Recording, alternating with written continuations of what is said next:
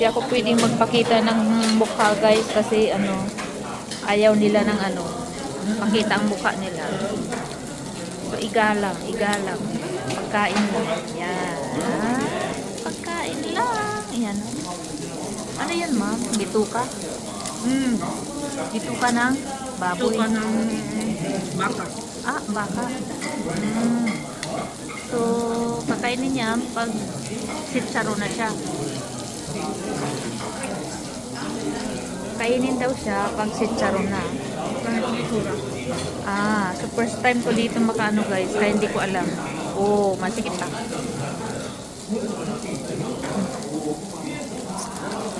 Yan. So may taga-ihaw. Kamay lang ang dapat makita o mukha. Koreanong taga-iyaw. Guys. Oo.